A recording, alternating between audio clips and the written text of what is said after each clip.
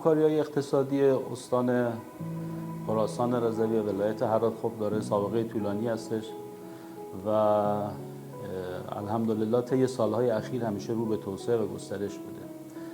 یکی از مواردی که همیشه در دستور کار مذاکرات طرفین بوده، چه طرف افغان و چه طرف ایران، بحث همکاری‌های مرزی و تسهیل رفت و آمد و مرور کامیون‌ها و وسایل باری و همچنین مسافرین بوده. خب جلسات بسیار خوب و متعددی برگزار شده بین طرفین در سطح بسیار خوب. سفرهایی که والی محترم هرات داشتن به استان خراسان و همچنین سفرهایی که استاندار محترم خراسان به افغانستان و ولایت هرات داشتن و جلسات بسیار خوبی برگزار شد.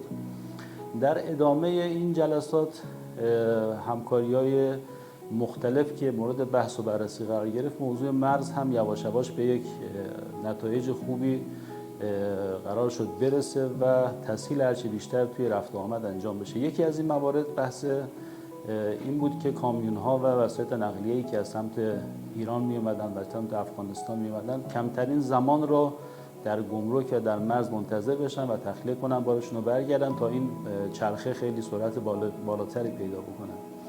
الحمدلله تصمیم بسیار خوبی مقامات امارات اسلامی گرفتن در رابطه با اینکه مرکزی و در حقیقت مرکزی رو مشخص بکنن برای رانندگان و کامیون‌ها و وسایط باری ایرانی که اینا وارد افغانستان بشن، وارد گمرک اسلام قلعه بشن و بدون معطلی و بدون نیاز به رودپاس و همچنین بدون نیاز به ویزا بار خودشون رو تخلیه بکنن و برگردن سمت ایران.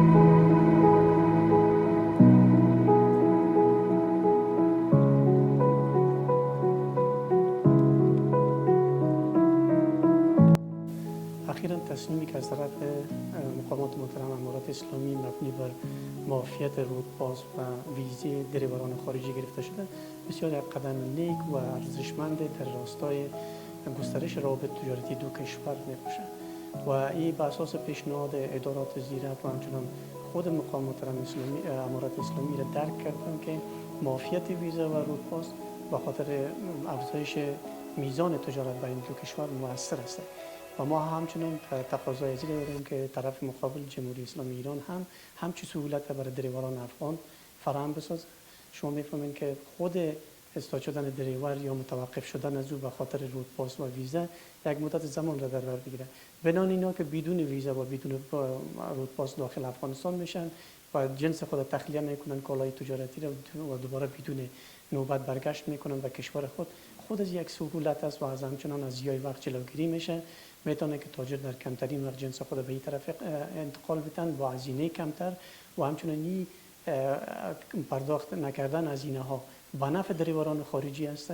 میتونن که کالاها را زودتر و هرچی با چند مرتبه انتقال بدن و عوایدی که نصیب از اونها میشه برای خودشون باقی میمونه و این یک حسن نیت و یک قدم نیک است.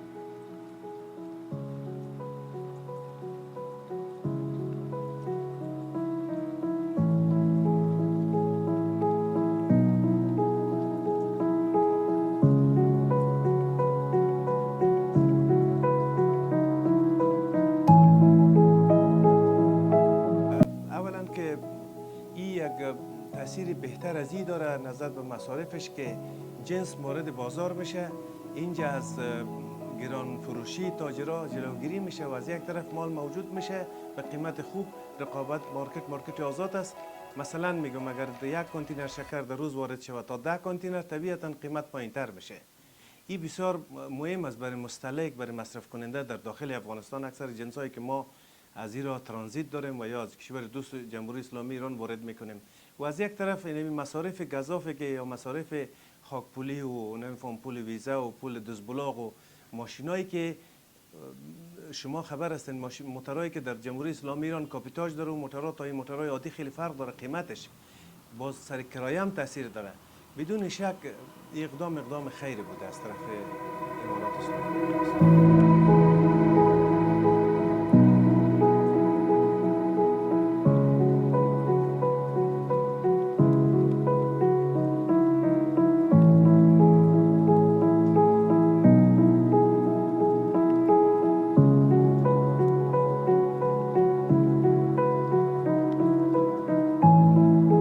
شکر خدا، الحمدلله شکر خدا. ویزا رو هیچ کردن، ویزا هر کس پاسپورت داشته باشه، اسناد کامل باشه، به راحتی میتونه بره و بیاید به این مرز کار کنه بدون هیچ دردسر، بدون مشکلات. شکر خدا. و همچنین به لطف امارت اسلامی ویزا رو پاس ایرانی برداشته شد.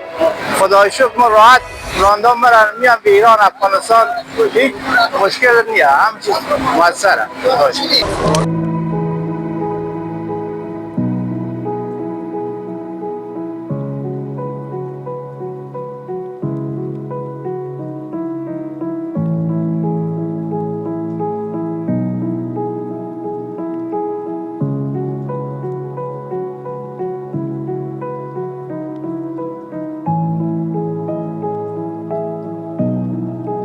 ببینید ما به هر حال افغانستان روی شریک تجاری مهم خودمون میدونیم. برطرف کردن موانع رفت و آمد و موانعی که باعث کندی رفت و آمد وسایل نقلیه باری بشود حتما باعث کندی در حقیقت این تبادلات اقتصادی بین دو استان و نتیجتا بین دو تا کشور خواهد شد و حتما در منافع ایران هم هستش که این موضوع هرچه زودتر برطرف بشه. ما پیگیر ماجرا هستیم، نه به این دلیل که طرف افغانستان این کار انجام شده، بلکه به این دلیل که این کمکی خواهد کرد به تبادلات گسترده‌تر اقتصادی و تبادلات بالاتر کالایی بین دو تا کشور، چه حالا وارداتی که از سمت ایران به افغانستان انجام میشه و همچنین صادراتی که ما حتی دنبال این هستیم که صادرات سمت افغانستان به ایران رو هم بتونیم افزایش و توسعه بدیم و این در حقیقت موازنه تجاری بین دو کشور نزدیکتر به هم دیگه بشه.